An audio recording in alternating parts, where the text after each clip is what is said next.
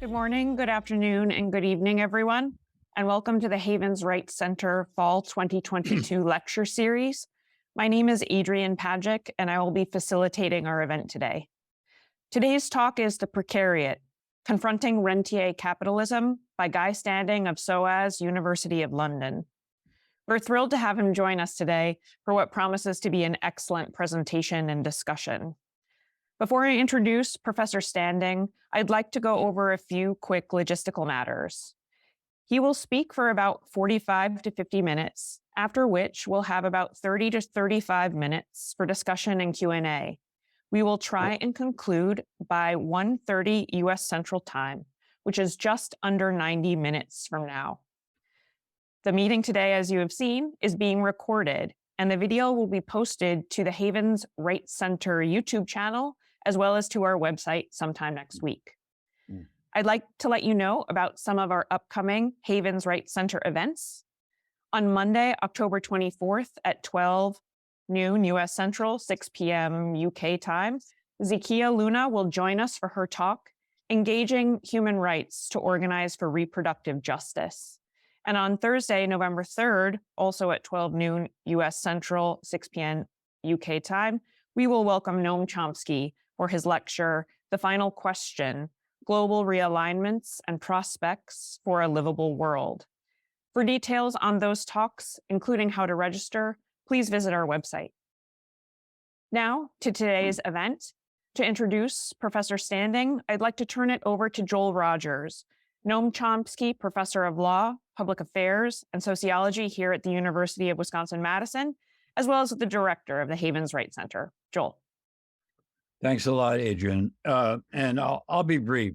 Let me just say it is both a great honor and a sort of personal delight to have the opportunity to introduce Guy Standing as his return as a Haven Rights Center visiting scholar.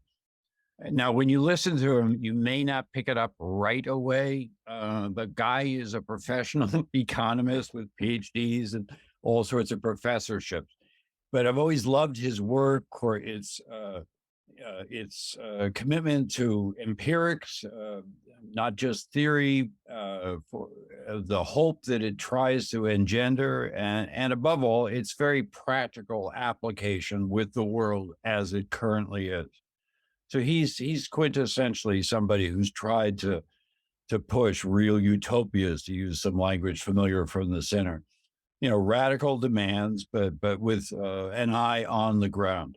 And among the radical demands for which he's associated, has to take credit, along with Philippe von Parijs and others, is starting the basic income guarantee network, of which he's still, I think, co-director and certainly co-founder. But for and the other thing I think he's known for is, along with Michelle Bowens and other people associated with the center, returning our attention to the importance of the commons as the most basic form of human association, production of value, and a variety of other things that has since been corrupted by more privatized property and competitive capitalism. But maybe the thing he's most associated with, I don't know if he invented the term, but maybe he did, but the term is virtually identical. If you ever do Google with Guy, is the notion of the precariat, a vast mass of people who are being excluded from opportunity, exploited randomly by a sort of predatory, horrific, now global capitalism, in which the state's principal business is not the protection and support of their population, but war, and capital's greatest effort is directed toward extracting rents from that state. Anyway, without further introduction, I just want to just very enthusiastically and warmly welcome Guy, and hope you do too. Guy, take it away.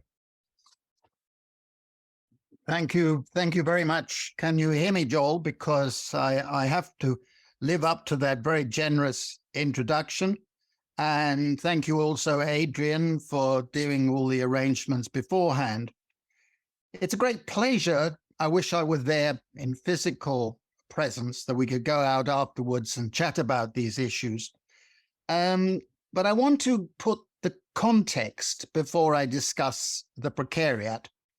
And the context is that we are at a critical juncture internationally. We are at a point of crisis of the global transformation. And I draw very heavily on Karl Polanyi's The Great Transformation, and all of you will be aware of the fundamental thesis of his book of 1944, which is that there is a period of disembeddedness in which the society is disembedded from the economic system, or the other way round. And during that time, financial capital grows in strength until there's a point where the inequalities and insecurities become so intense that, in his words, Polanyi's words, there's a threat of the annihilation of civilization. And of course, he was writing in the context of the 1930s and the threats of fascism and Bolshevism and so on. And he said that in order for that dystopia to become catastrophic, there has to be a new progressive politics. He didn't use those words, but in a new system of regulation, redistribution, and social protection to re-embed the economy in society. Now, we are at that point where we have been through an era which began in the 1980s, when suddenly the Keynesian social democracy era of the post-war period, the post-1945 period, broke down. Laborism had run its course. Social democracy had reached the end of its possibilities, in my view. And then we had a crisis, and we had the onset of a disembedded phase dominated by what we now call neoliberalism. Now, neoliberalism was fundamentally shaped by the Mont Pelerin Society, set up in 1947 by a group of renegade right-wingers. 8 of the 36 original went on to receive Nobel Prizes in economics and dominated economic policy throughout the 1980s and 1990s, and were very, very influential on people like Thatcher, Reagan, and other politicians. And the first thing that happened was, of course, that financial liberalization took place, and we had a rhetoric associated with the Chicago School of deregulation. I think that's profoundly mistaken, because I think what actually happened was that it was a period of re-regulation. And in the course of the re-regulation, there was liberalization for finance, for corporate capital, and so on, but tighter regulation over the labor market and over social policy. And there were rollback of protective regulations, protective systems, and systems of social solidarity. Now, it's wrong to call what happened deregulation, because the state actually moved in with occupational licensing, with conditional welfare systems, and a whole range of regulatory instruments. And in the process of this neoliberal experiment in the 1980s and 1990s, there was a commodification of almost everything. Commodification of firms, commodification of education, a commodification of occupations, and many things that I've discussed in the books. And in the process, too, very importantly for what happened subsequently, there was a weakening of antitrust legislation and mechanisms, because according to the Mont Pelerin people, that you didn't need antitrust regulations, because monopolies, if they arose, they would be what are called Schumpeterian monopolies, in which competition would quickly whittle away the rental incomes. That was profoundly mistaken. What has actually happened is the big corporates have bought up the smaller firms in their hundreds, in their droves, and has prevented any real competition taking place. Now, what emerged by the end of the 20th century could be described as rentier capitalism. And this represented the triumph of private property rights over market forces. It's a lie to say that what they were doing was creating a free market system. Anybody who thinks we've got anything approaching a free market economy today is an idiot or delusionary or something worse, because we have the most rigged system in history and a globalized scale. And what was emerging by the end of that last century was that finance was the dominant force in the world. And I just give you a couple of statistics to keep in the back of your mind for the rest of this talk.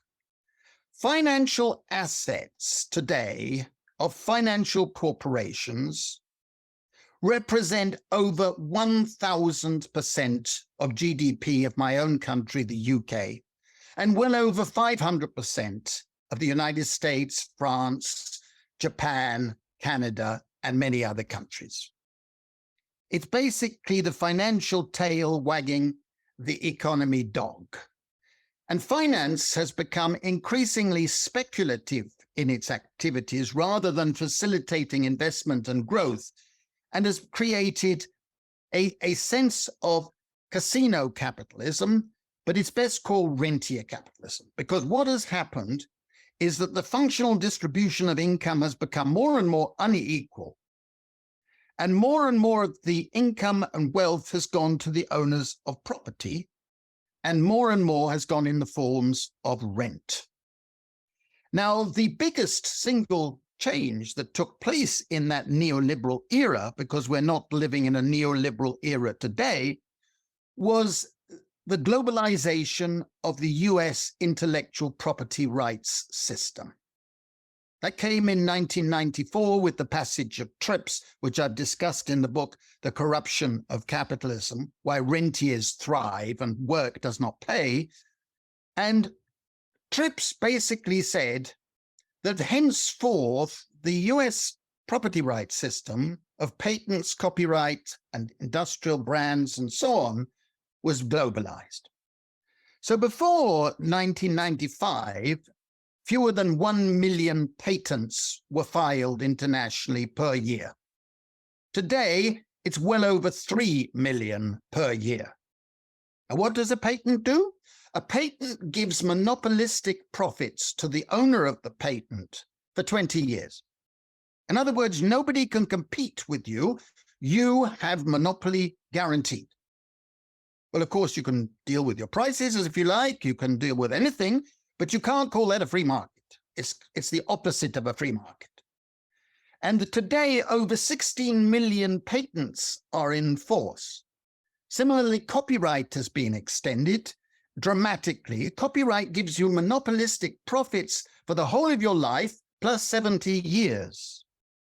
I don't know what you're going to do with the money, but it's clearly not a free market in ideas or anything like it.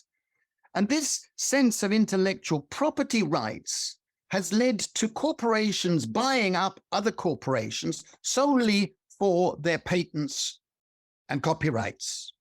And then they string them together and can make billions and billions from rental income.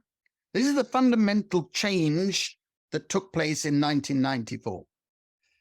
Since then, what we've seen is that the neoliberal rhetoric has continued, but we don't have a free market. We don't have a neoliberal era. We have rentier capitalism.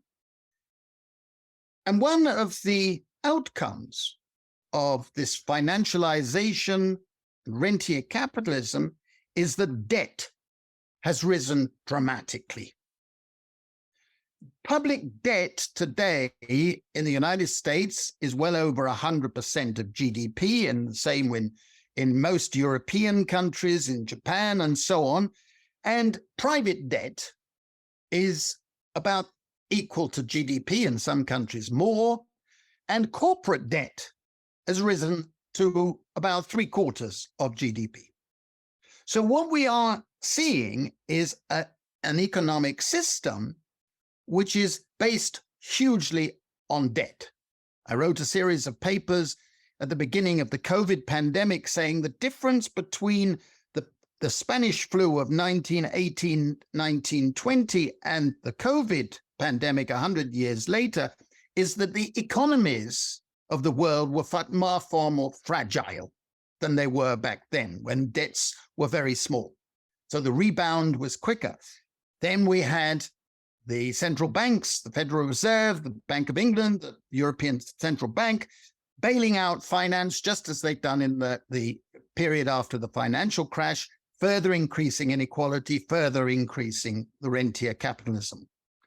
Now, to skip the story of rentier capitalism, making it short, let me just say that what one outcome has been is that we today are living in an age of chronic uncertainty. We have already had 6 pandemics this century, since 2000. We have financial crashes happening almost regularly, except that you can't predict them. There's a wonderful book called Black Swans by Nassim Taleb about rare events like black swans that come along unpredicted, rare, but with devastating consequences. We've moved beyond the era of black swans in the sense that we expect these things to be happening all the time. And the difference for an economist between risk and uncertainty is that with a risk, you can predict the probabilities, predict the probability of the impact, and develop an insurance system for that. With uncertainty, it's unknown unknowns. And what that means is that millions and millions of people, not just the poor, however you define the poor, are living in a state of insecurity where they don't have ex-ante social protection and they don't have ex-post compensation for the realization of risks. This means that many, many millions of people have to be facing this insecurity that comes from uncertainty without any support. It's a very important factor in why I support basic income, as Joel has mentioned at the outset. Now, in the course of the development of rentier capitalism, what we've seen is that inequalities have grown and they've taken on a class structure. Every society throughout history has had distinctive class structures, and no 2 eras have identical class structures. What we've seen is the development of a globalized class structure superimposed on other class structures. So it happens, I worked a lot in India, I've worked a lot in Africa, and you can see what I'm about to describe taking place in those areas superimposed on existing old class structures as well. And this global class structure is defined by the relationship to rent. And I want to define the class structure very briefly before discussing the precariat, the new mass class. At the top, you have a plutocracy. It's not the top 1%. I think that's a misrepresentation. I don't think it helps with analysis or with politics. The plutocracy is 0.01%. They have enormous political power as well as economic power. They are global citizens. They are separated out from any national state regulatory system or welfare system. And of course, we see them manipulating politics all the time. Below the plutocracy is an elite, which is essentially the servants to the plutocracy. Multimillionaires themselves, probably 80% of their total income comes from rental forms, from ownership of property, financial, physical, or intellectual property, and they get various forms of non-wage returns to their time. The elite is quite large and split politically, but it has enormous political power as well. Below them, in terms of average income, is the salariat and the professions. Professions are those who are running around as consultants, as independents, making a lot of money, linked to getting high rental incomes. They suffer from burnout and opioid abuse and so on, but they're important in ideological terms. The salariat is the group that when I was a student back doing my Ph.D. in Cambridge in the 70s, we were basically taught that by the end of the 20th century, everybody in rich countries would be part of what I'd call the salariat, with employment security, pensions, paid leave, paid medical benefits, paid security, paid this and that. But of course, they're shrinking. They're no longer anything like a majority, and they worry about their offspring, daughters and sons, who are not going into the salariat. Now, below the salariat is the old proletariat. The proletariat was habituated to a life of stable, regular, full-time labor, probably for men only, with women treated as a secondary labor force or relegated to being called housewives or something stupid, and it was exploited on workplaces in labor time. Now, that model of laborism, with the trade union support, with collective bargaining, with a welfare system geared to the breadwinner model, whether it's Beveridge or Bismarckian in design, that was the model that died in the 1970s. And sadly, social democrats and state socialists have continued to want to reproduce that model or defend that model long after its sell-by date. Now, it's beneath the proletariat that you have the growing precariat. I'll define it just in a moment, but it's important to recognize that the precariat is wanted by international capital. It is not a lumpen or an underclass. It's wanted by capital, and it plays a functional role in rentier capitalism. The notion of the precariat that I used the term, the subtitle of the first book in 2011, The New Dangerous Class. And a lot of old-fashioned Marxists attacked me for that expression. And I reminded them, if I could, that this was a term used in the 19th century to describe people who were craftsmen or artisans or traders who were not part of the bourgeoisie and not part of the proletariat. And they were the dangerous class because they rejected both agendas, and they rejected laborism and the whole dictates of wanting everybody to be in full-time jobs. They were the people around people like Potemkin, William Morris, and Ruskin, and various other romantic socialists who wanted to be free of labor, free to work, free to return to commoning, as I've defined it in the books. Now, you define a class by 3 dimensions. The first dimension is distinctive relations of production. By this, I mean patterns of work and labor. The other classes you can define in different ways, but essentially, when it comes to the precariat, people in the precariat are living bits and pieces lives. They have no occupational narrative to give to their lives, a sense of becoming something, of being something. They have no corporate or enterprise narrative, and they are exploited off workplaces almost as much, if not more, than on workplaces and outside labor time as well as in labor time. These are distinctive features which did not apply to the old proletariat. And they have to do an increasing amount of work for labor, work for reproduction, work for the state. If you're in the precariat, you have to do a lot of work that you don't want to do, that doesn't get paid, but if you don't do it, you pay a heavy price.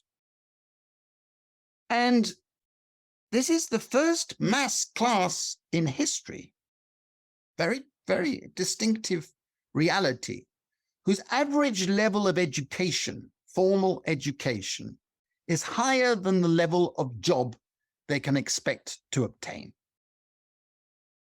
Now, everybody emphasizes the notions of the gig economy and indirect labor, the Ubers and the rest of it.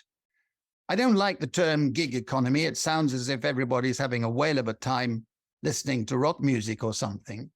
It's basically the platform capitalism that is evolving. And of course, the precariat are affected by that, with projects, with online labor. Part of it is a concierge type of activity, servants. Part of it I call taskers online, responding to apps. The apps are effectively labor brokers, taking rental income of 25%, 50% of the total transaction. And part of it is on call, all these categories that exist. Now, the final part of the relations of production, which is very important, and it stems from a neoliberal interpretation, but it's gone well beyond that, is that they're subject to panopticon disciplinary forces. Perhaps we can come back to that later. But the panopticon is the major form of discipline for the precariat. Now, the second dimension is that they have distinctive relations of distribution. What that means is distinctive means of earnings and loss of earnings. And for the precariat, there is almost total reliance on money wages that are increasingly volatile, uncertain, and over the past 40 years have been falling in real terms on average. Falling and falling. And in the course of that, they've been losing non-wage benefits. They've been losing universal rights-based state benefits. They've been losing occupational benefits that comes from belonging to an occupation. They have been losing family and community benefits that come from the commons in various ways. So effectively, their income is almost overmeasured by the money wages they receive, and it's increasingly insecure and uncertain. But more importantly than that, in a sense, is they are also exploited by debt and other rental mechanisms. The precariat is always living on the edge of unsustainable debt. And the state wants that, finance wants that. Finance exists wanting people to be in debt. And of course, the final part of the relations of distribution is that the state as a support system has withered. Benefits in real terms have fallen, have become much more uncertain and conditional and punitive. And that leads to the third dimension of a class, and that is the distinctive relations to the state. The precariat are denizens, not citizens. By that I mean that they are in the process over time of losing all the rights of citizenship, losing civil rights, losing cultural rights, losing social rights, losing economic rights. They can't practice what they're qualified to do. And they're losing political rights because they don't see in the spectrum of politics, politicians representing their interests and aspirations. And in losing the rights of citizenship, we come to the most important part of being in the precariat. You will notice I never use the term precarious work or precarious worker. To me, that's a nonsense. The original definition of precarity in the Latin was to obtain by prayer. And if you're in the precariat, you know what that means because you are a supplicant. You have to ask for favors. You have to ask for favors from bureaucrats, from landlords, from employers, from parents, from friends, from relatives. You're constantly dependent on charity. And as David Hume taught us, charity is pity, and pity is akin to contempt. Now, this leads to the distinctive consciousness of being in the precariat. It's distinctive in the sense people in it are suffering from what I'd call the 4 A's: alienation, anomie, anxiety, and anger. And the trouble was, when I wrote the book in 2011, the original version, it's now gone 5 editions, a new edition has just come out, but in the 2011 edition, I basically said that the precariat is a class in the making, not yet a class for itself. By which I meant what was that it was split into different groups that could define what they were against more easily than they could define what they were for. And on page 1 of the Precariat in 2011, I said, unless the aspirations and insecurities of the Precariat were understood and taken into account in forging a new progressive politics, we would see political monster.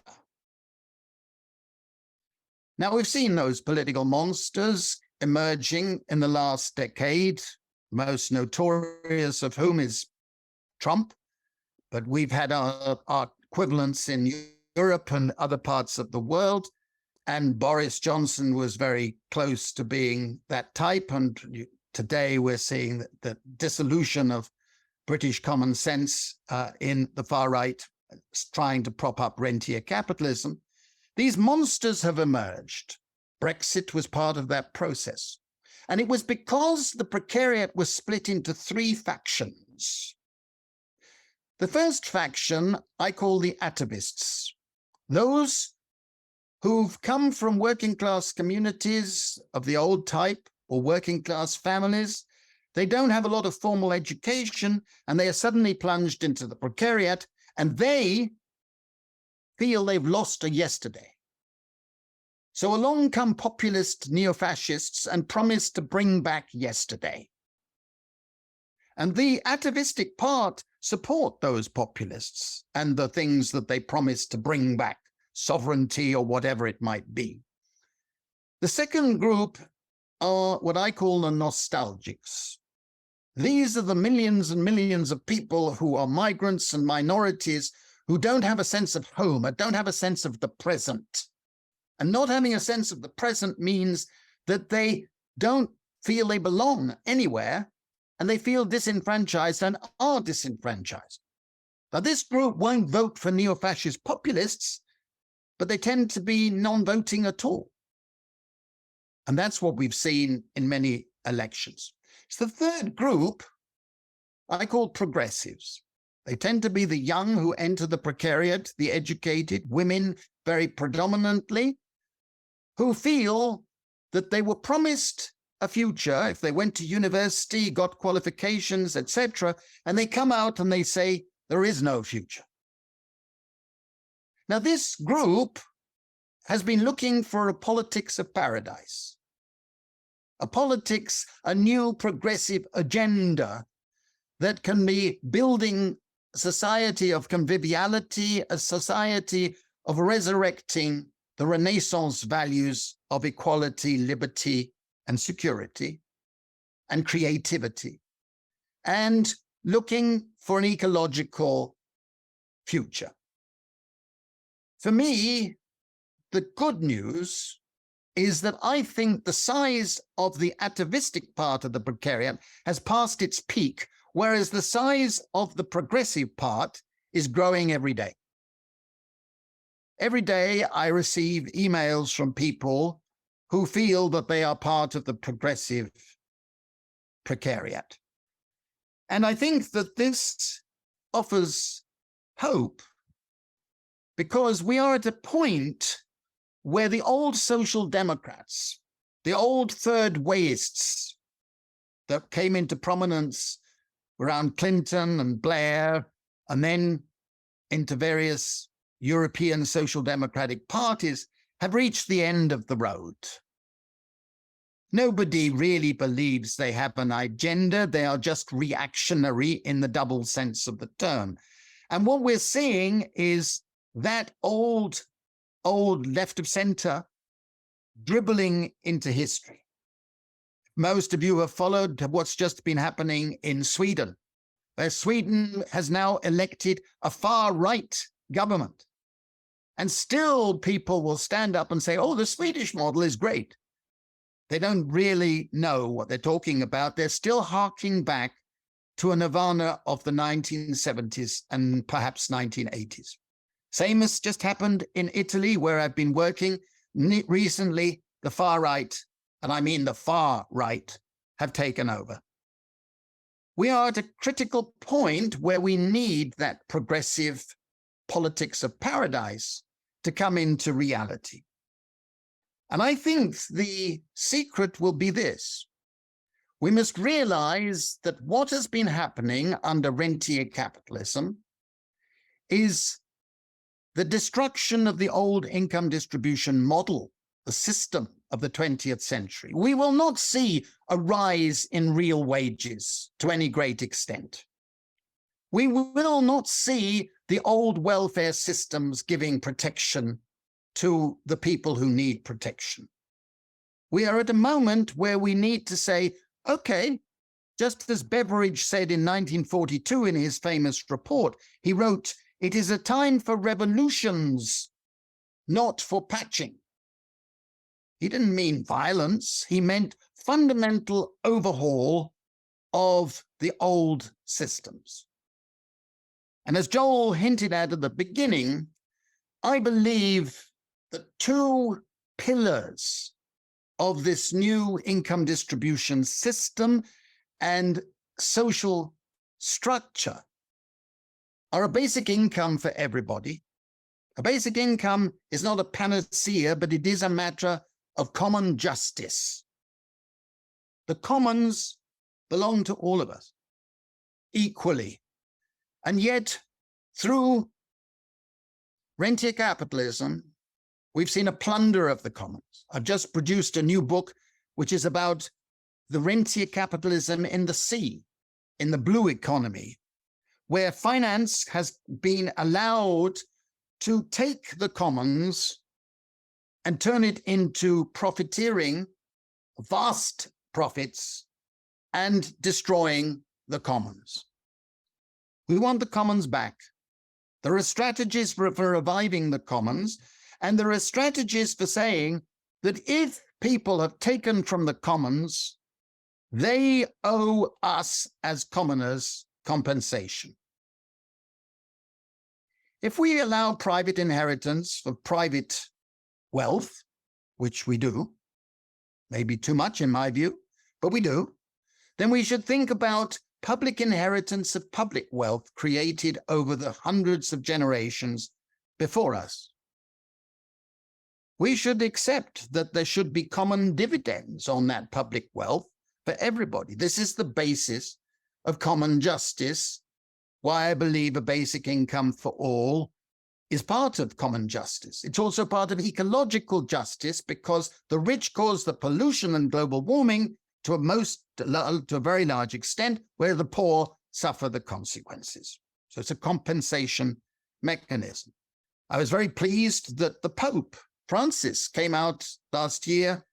He's been converted to basic income as a matter of religious justice and common justice. But a basic income would also give us freedom. You can't have freedom unless you have the security in which to make choices rationally. Libertarian freedom, even Milton Friedman believed in that. He said, basically, people should have a basic income. He was converted and joined our network towards the end of his life. He said, because people can't make rational choices unless they've got basic security. But it's also a matter of liberal freedom. The sense of liberal freedom is the freedom to be moral. You can't be moral unless you've got basic security in which you can make decisions in relaxation. And then furthermore, it's a matter of Republican freedom. The freedom not only to say no to exploitation, but to be knowing that you are free from potential domination. A woman is not free if she has to ask her husband or partner or father or whatever if she can do X or Y, even if she knows that 99% of the time he'll say yes. She's only free if she doesn't have to ask anybody. And this leads to the last point about a basic income. In the current context, it would give people a basic security.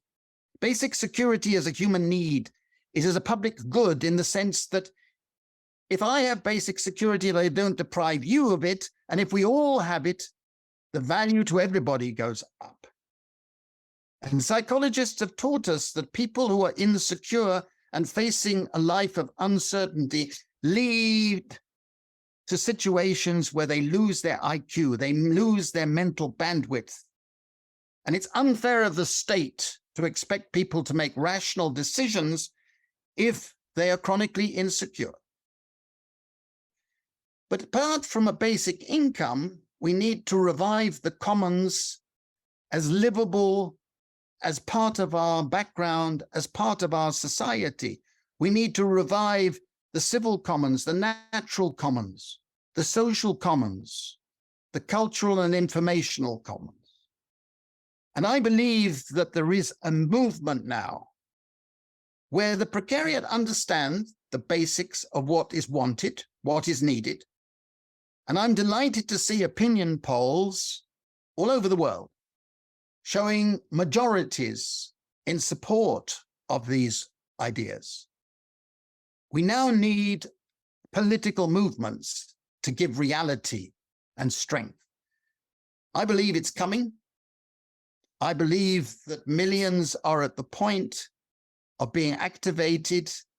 I think the Extinction Rebellion is fantastic because it is articulating the ecological core of this agenda. And if we don't have it soon, we won't have a soon after that. I believe this is a critical moment. I wish I were a student today, because any student has a responsibility to participate actively in building this new progressive politics. But it will come. Thank you very much for listening. Thank you very much, Guy. Please, everyone, join me in a round of applause, virtual or real, for Professor Standing's comments. So now we're going to move on to Q&A. I'm going to take questions in groups of 3. There are 2 ways you can ask a question. One, you can raise your hand virtually. To do that, please navigate to the bottom of your Zoom window, and you'll see a reactions button at the bottom of your screen. Simply click the icon raise hand, and I'll call on your name. Alternatively, you can type your question into the chat, and I will read it out for you. Should you desire to pose your own question, I would ask that you turn on your camera so that Professor Standing can see you. So the floor is open. So Joel, please. Oh, I didn't realize it'd be the first. Guy, I wonder, well, two things. One, I wonder if you could take us inside the British left a little bit and tell us how you position yourself um, uh, vis-a-vis other people talking about a clear, bright future, to give the title of one book by one famous person. That's one question. I mean, where are the debates that we should be looking for and distinctions that you think are important for us to make as observers across the Atlantic? But the other thing is more substantive question, which is, as you think about the commons and the variety of different things that should belong to different publics, or the public in general, but different things within the public, I wonder what your thoughts are on the geographic character of any of this stuff. Where does it touch down, literally, in metropoles or villages or whatever? What is your picture? And here I'm thinking in particular of Michelle Bowens, is also, as you know, very into reviving commons understanding, and also taking advantage of all the different sharing mechanisms that technology enables. But he has an idea that things are actually rooted somewhere in cities. And I just want to see where you are on that. Thank you so much, Joel. Guy, I have another question, or two actually, from the chat. One from Jane Jones, who writes, basic income is gaining ground in Scotland, but there are attempts to water it down through targeting or making it too low. What do you think can be done to counteract that pressure? And then from Benjamin, how could we prevent parasitic groups like landlords from just extracting UBI for themselves through things like rent hikes? Shall I take the three? Yes. Okay. Let me go in reverse order, and because I think the latter two questions for me are easier to answer, maybe incorrectly. First, Benjamin, I don't think you can play a game of golf with only one club, as the saying goes. I don't think basic income by itself can control landlordism or any other exploitative process. You need controls, you need regulations. I believe in rent control, for example. I believe in rolling back the power of landlords. So I think that that's how it should be dealt with. In terms of what Jane mentioned, I was an advisor to the Scottish government, setting up a committee for designing for basic income pilots. You may know that. And I was up there quite a lot. And we were discussing in the Scottish Parliament with the SNP, with the other parties and the rest of it. And I just wanted to get to the point where there was a pilot that was launched. Now, Nicola Sturgeon and others are supportive of that. We now have across England 35 local councils that are wanting to do pilots. And I'm advising the Welsh government at the moment, the Welsh First Minister, Mark Drakeford, on a pilot that we're doing in Wales at the moment. I'm particularly proud of that fact. I think what we're a stage at where at devolved level, we've got to legitimize where we want to go. I fully agree with you that targeting is the wrong way to go. I'm strongly against targeting. I'm doing a talk on Friday for the Royal Society of Arts, where I'll be criticizing the whole notion of targeting and conditionality. It's bad. And universal credit in Britain is the worst social policy of our lifetime, shall we put it mildly. I think if you're going to do a sense of targeting, then start the other way around. Give everybody a basic income. And then if you want to raise the marginal tax rate on the wealthy and therefore take it back, as it were, you've got a version of targeting. But if there's one lesson for the past 100 years of social policy, it is this. targeting does not work. Every single time, if you target and you say, only if you're poor do you get benefits, or whatever it is, that's how they do it. And then they have to say, well, only if you're poor and proved you're poor through not from laziness, will we give you something? Then they start producing conditions on all of that. And it ends up with only a minority of people who should be receiving, actually receiving. Now we know that.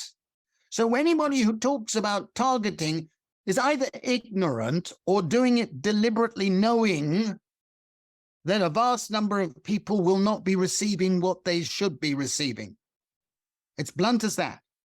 And I think this is dishonest or ignorant. Take your pick. Because we know it doesn't work. And it also creates poverty traps. If you target, what it means is that if you're going from qualifying for benefits and you try and earn a bit more, you lose the benefits and therefore don't end up earning much more, if anything. Even the government's own Department of Work and Pensions admits that the poverty trap is about 80%. Now they think it's 60%, but I don't believe it. But still a huge marginal tax if you do it by targeting. So for me, targeting is a no-no, and you've got to build up a system which gives people security, a guarantee that you will have enough material resources tomorrow morning and the morning after to look after yourself and be able to survive.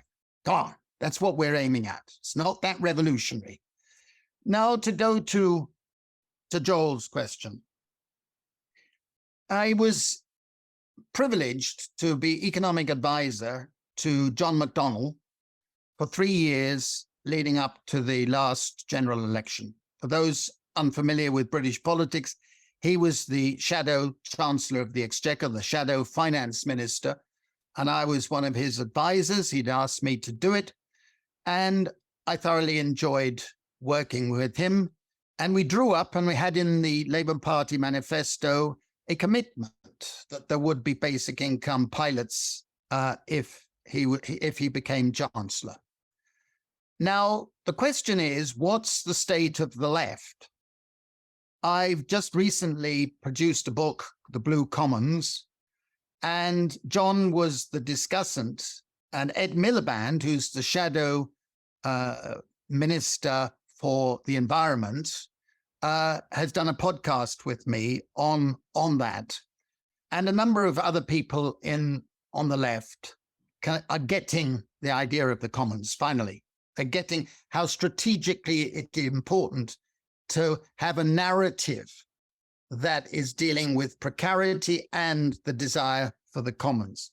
So I'm not saying that we've won over the entire left, but people like Andy Burnham, the mayor of Manchester, who's very important, various MPs with whom I work, including Caroline Lucas, the Green MP, who is a friend and a supporter, and she's read the Blue Commons. We're seeing the emergence of a new narrative. We're worried that Starmer, the leader of the Labour Party, is playing safe too much. And he thinks that if he keeps responsible, he will come into office because of the idiocies and shambles of the current government. But I think that left is underneath is beginning to become alive again. So I'm quite interested, and I'm going to Greece next week, where I'm working with Yanis Varoufakis with DiEM25, and we're seeing around Europe a sense of movement on these things. Now, your other point, Joel, was about the geographical coverage. Well, it's remarkable that the biggest precariat globally is in China. And I was an external examiner last year for a Chinese woman doctorate, brilliant doctorate, on the growth of the Chinese precariat. And the week after next, I am giving talks in Beijing on the Chinese precariat. And for me, it isn't a matter of all in rich developed countries or in developing countries. It's global. It's global in its reach. and the numbers are similar in different parts of the world. Huge precariat in Japan, for example, and Korea. We have more members in our basic income network in Korea than any other country. And we very nearly won the presidential election with a member from our network. He was 0.5% off winning the presidency earlier this year. 0.5%. And it wasn't his fault that they lost. So we are seeing it as a global phenomenon. And I think that's correct, because the geopolitics now, where China has emerged as the primary rentier state, with its Belt and Road Initiative, it is turning large parts of the world into indebted countries paying rent to Chinese capital. I show that Chinese long-distance fishing, for example, has gone where there used to be 13 ships marauding the world. Now there are 17,000 marauding the world and plundering the fish populations all over. It's a real tragedy of decommoning that is taking place. And the same with deep sea mining. We're going to see a Wild West bonanza next year, which will be global in character, and it will be centered in the Pacific. And there will be huge tensions between the United States and China, because we have a system that was designed in 1982 with the passage of the United Nations Convention on the Law of the Sea, which gave the United States 12 million square kilometers of sea and gave China less than 1 million. And that was a system because China in 1982 was not a global power. And so the United States took 12 million, France took 12 million, Britain took 6 million, and China got 900,000. Now, if you do that and you're an imperium, as US was in 1982, don't be surprised if another imperium grows up and doesn't like that system. We must remember there are a lot of things like that that are going to lead to tensions, but the rentiers are taking, whereas the precariat is growing in numbers and getting a smaller and smaller share of the total and living in chronic uncertainty. The Chinese precariat, I believe, is very progressive and very advanced intellectually and politically, and is causing problems to their ruling party. And I think it's going to do that everywhere and force changes, which I hope will be for the better. Thank you so much, Guy. So we have some further questions. One, my own. I'm curious if, so I'm going to exercise facilitator's prerogative here. I'm curious if you could speak to the ways in which your thinking has evolved since you first wrote The Precariat over a decade ago. You were writing at a time near the financial crisis, and things have certainly changed since then. Perhaps the resiliency of capitalism being something that could not be foreseen, or its continual crisis. And I was wondering, too, if you could think on beyond the political events that you have already touched on, Trump, Brexit, what other sorts of events of the last decade have perhaps influenced new ways of thinking about this concept and about this particular moment, whether you've mentioned Greece, Syriza, Podemos, for example, and Spain, and the ways in which labor is trying to organize and mobilize the precariat. So that is my first lengthy question. And then we have two more from the chat. One from Marcia Rummel, who asks, or who states, you say social democracy is at the end of the road. In the US, we've seen dramatic growth of the Democratic Socialists of America following the 2016 and 2020 presidential campaigns of Bernie Sanders. How can the left incorporate your understanding of the current class character of the precariat, which she notes she really appreciated, and build the progressive faction in the current crisis? And then there was another question directed to me. How do you see the progressive politics gaining more traction in the UK with the stranglehold the right-wing press have on general political discourse? They prey very successfully on the ill-informed and maintain the status quo at every turn, it seems. Yeah. Let me see if I can get back to your question. I think there have been significant changes since 2011. As I think I mentioned off air, I've had the strange experience since my book first came out. It's now gone into 5 editions. The new edition just come out, and new ideas, new facts have developed. But I think the sense in which the precariat has become more of a class for itself is clearer. I think back in 2011, if you were in the precariat, you felt you were a failure. You felt as if you lacked something, or you didn't have it, or it was almost a badge of shame. Today, I don't find that. I meet people, or I speak to people, and they proudly say, I'm part of the precariat. I'm part of it, and I'm part of the precariat. I know what being in the precariat, and there's a sense of pride, genuine pride. I'm part of the precariat. I'm not part of the proletariat. I'm not part of the salariat. I'm part of the precariat. And that sense of pride, I think, means you have a greater sense of agency. And also, as I've written in the new edition, what I've liked in the period, last few years, is how art has begun to reflect the precariat. Banksy is the classic representative artist of the precariat, but there's a huge amount of graffiti, a huge amount of creative art, music, various things. I was asked to do a video with the musical group Massive Attack. Now, for me to do a video with Massive Attack, I mean, how does that happen? But it's happened, right? And 500,000 people have viewed it, according to YouTube, and it's also in other languages and so on. And I get invited to speak at musical festivals, pop festivals, whatever. And there's a sense of dynamism there, a sense of energy. As I mentioned in my talk, I'm very supportive of the Extinction Rebellion. I'm very supportive of the Ocean Rebellion. They came to the launch of my book last week.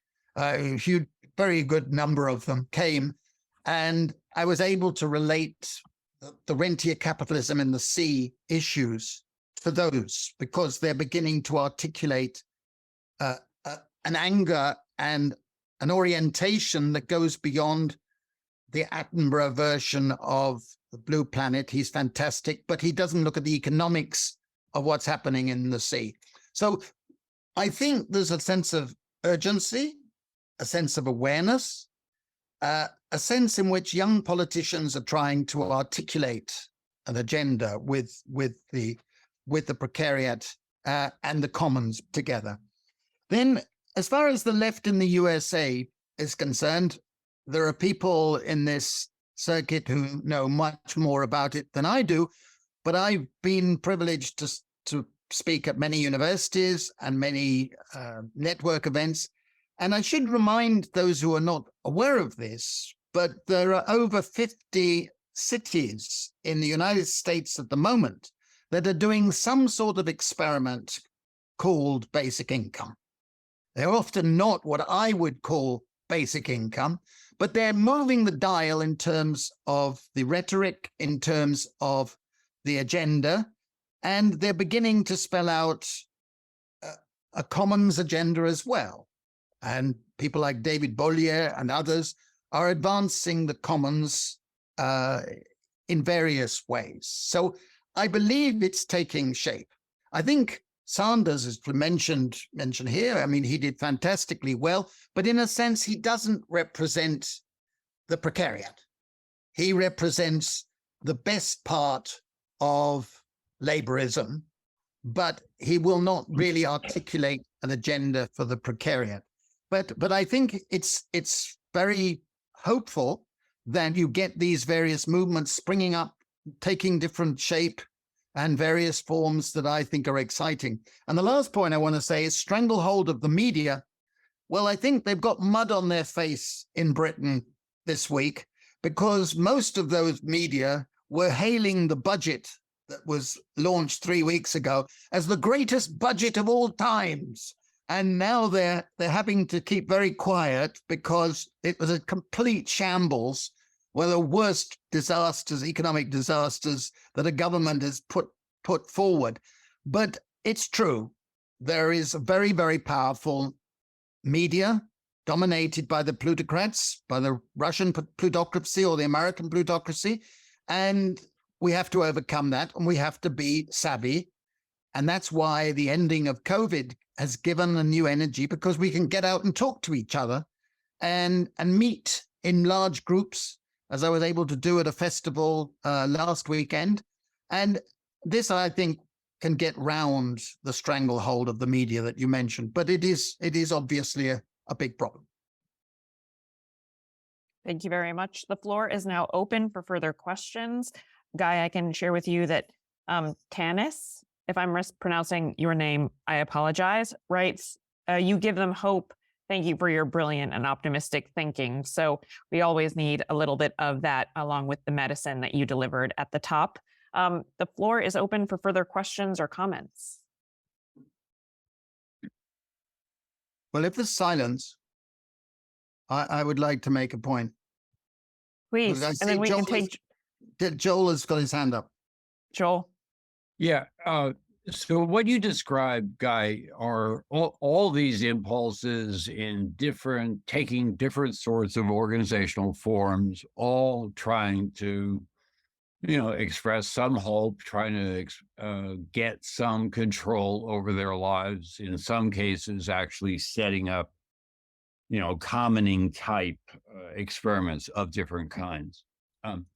But without being a dog on a bone, let me go back to the first question, which is how, maybe put slightly differently, how do you see that aggregating up in conventional politics? Or do you think that it's too uncertain now and we should just, encourage these thousands of flowers to bloom, and the way in which they will knit themselves together is, that awaits a future? Or do you see some role for national institutions versus international institutions versus local institutions? I just don't have a sense of where the gradients are in your view of the hopeful future.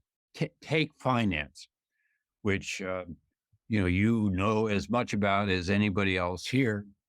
It's very difficult to imagine how you could take advantage of all the possibilities of a fiat currency governed by its people unless you have control of the nation state.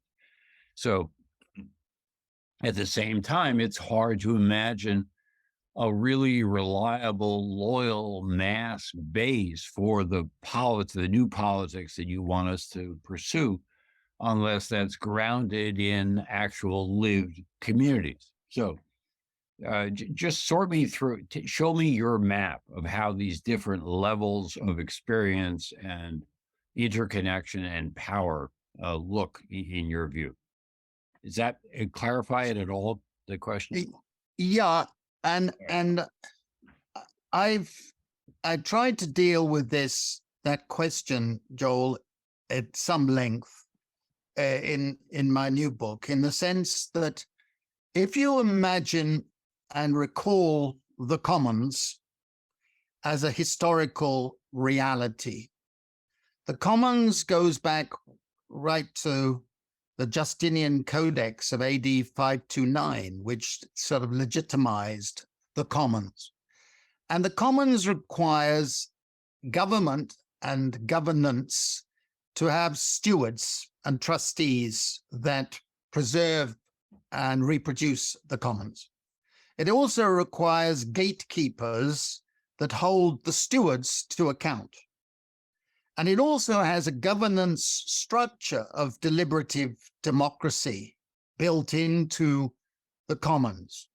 Now, what we have to do, I believe, is look at the models of the commons, going beyond Elinor Ostrom, but going back to the historical commons, and say we have to have layers of governance that has power for the commoners at the base, and that has a structure of governance with a role for stewards who are responsible for preserving and passing on the commons, and gatekeepers that hold them to account.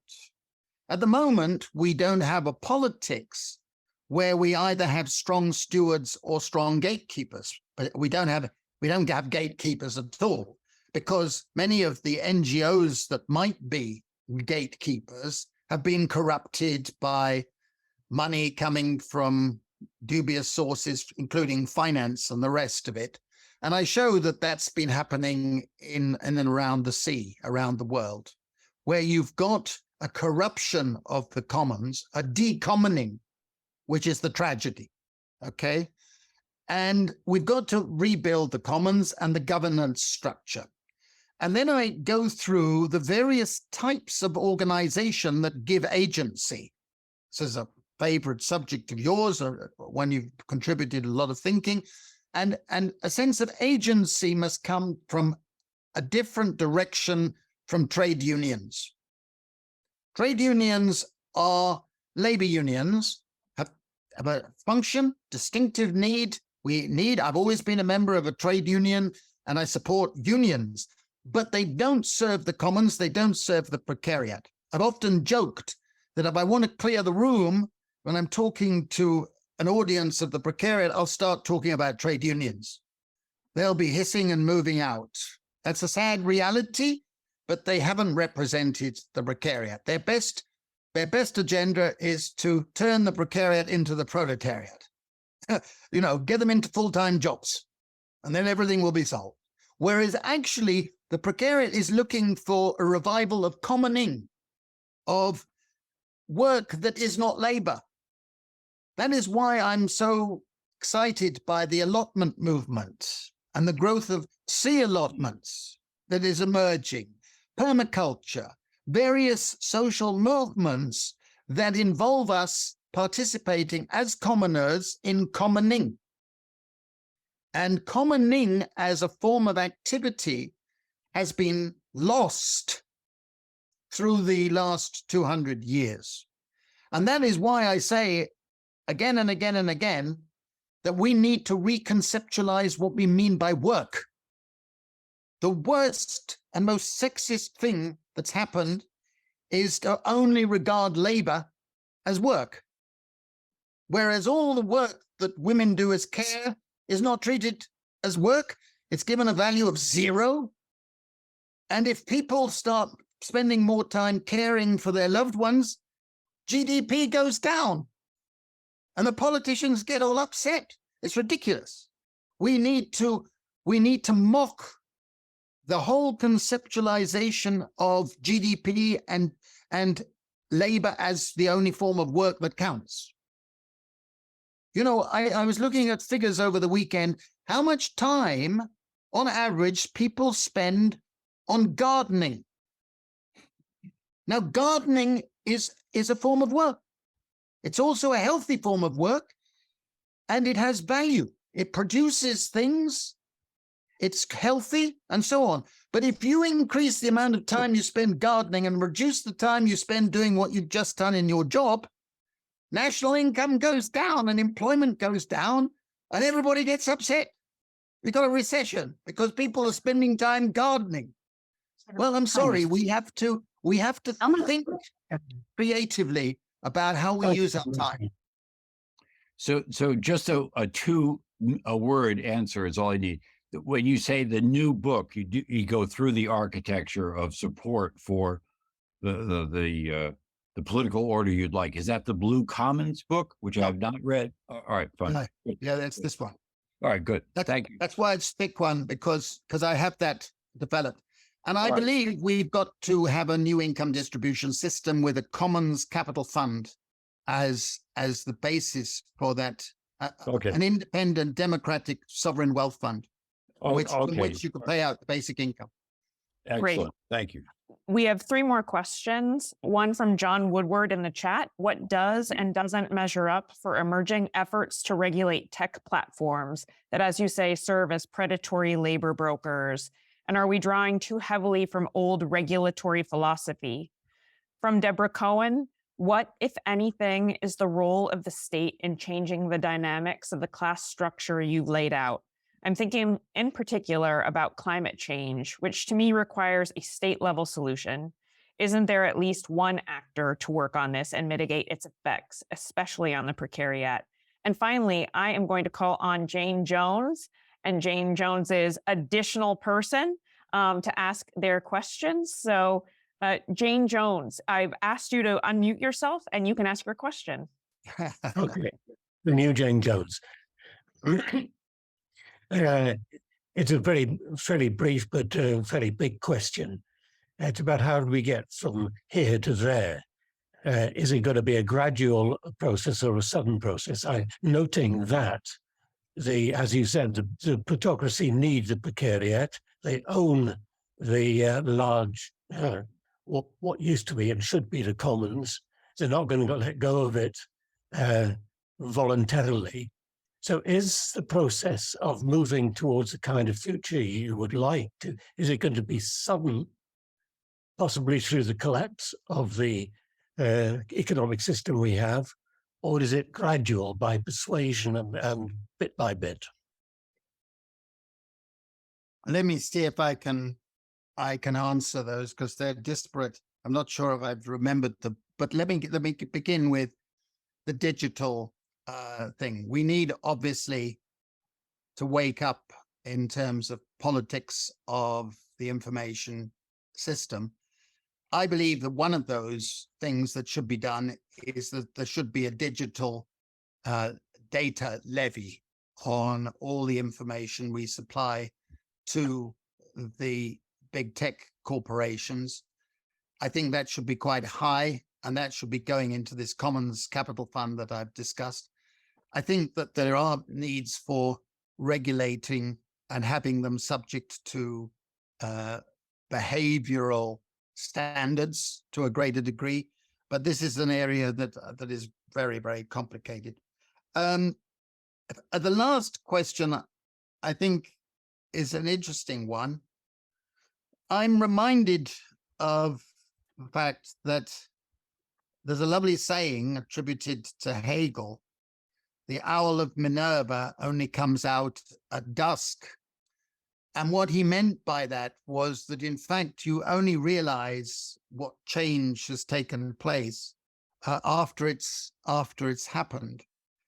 I believe that it could come very dramatically.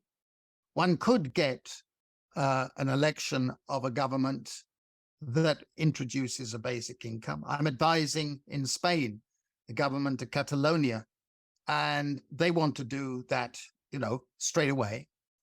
I can imagine that happening and then a domino effect. Once one country's got it going and people are reporting back, that will take off. But I can also imagine that it may take several years. I think the role of us as thinkers, as social thinkers, is to look for the options and be saying that part of the agenda is forging a new vocabulary, a new way of talking about, a new way of having a narrative that is different from the past. Okay, so that people, I found, for example, that to start with, most people haven't got a clue what the commons are. But if you speak to a big audience, as I did at a festival several weeks ago, and you start explaining what the commons are, very quickly people from all sorts of backgrounds get it. And they realize that they value the commons. They want the commons. They want an agenda to restore the commons. They want public expenditure to help rebuild the commons. And very quickly you can get a cross-class alliance around that. I believe that is what is happening with basic income at the moment. As I said in my talk, we now have a situation where in opinion polls, a majority are in favor of a basic income, not a targeted conditional type of thing, but a basic income. And there was one point in the chat where the person, I'm sorry if I've forgotten your name, pointed out that the Welsh experiment is only for young people. And I regret that. I've lobbied that it should be a community level, as we've done in other countries. But it's better than the alternatives that have been foisted on the people of Wales. And it's already excited a lot of attention. I went and spoke to the Welsh trade unions in London, though, and they were suddenly enthusiastic about basic income. Now, it's partly because Mark Drakeford has launched this pilot that he's helping legitimize it. And so I do believe that it's up to all of us, including the male Jane Jones that I'm looking at, all of us to come and be participating in changing the narrative. And I think we're pretty close, to be honest. Thank you, Guy. I believe we have time for one more question, which is also in the chat. Nessakan writes, it's been so difficult to organize the proletariat and perhaps the precariat nationally and internationally. How will the precariat, which seems to be a much more fluid category of workers, be organized? Again, I believe that the precariat is organizing. A lot of artists know they're part of the precariat. A lot of artist projects and artist communities are being formed and becoming durable. A lot of project orientations in other spheres are taking place. A lot of groups are forming occupational communities with their occupational profiles and their social profiles together. A lot of groups are coming together with commoning, like the things I mentioned. Allotments are extremely popular. The waiting list for allotments is 18 months or more at the moment in not only Britain, but some other countries as well. And that reflects a sense, which COVID helped actually, a sense in which we want to spend more time in commoning. And I know from mixing with groups that are doing that sort of thing, that strengthens social solidarity, that strengthens a sense of altruism, and strengthens the sense of, I know what it means to be chronically insecure, and why we have to oppose things like universal credit in Britain or the conditionality of welfare systems in the United States. They are depriving people of freedom and security. And the precariat should and are extremely angry about those systems. And the fact is that not enough people know about them. And not enough people in the middle classes, in the salariat and so on, are aware of the way conditionality and the treatment, punitive treatment of the lower levels of the precariat is in the state. But once they are made aware, they become angry. And that's where we are today. Well, on that note, I believe we are finished. Thank you so much, Professor Guy Standing from SOAS University of London, for a really wonderful lecture as well as discussion.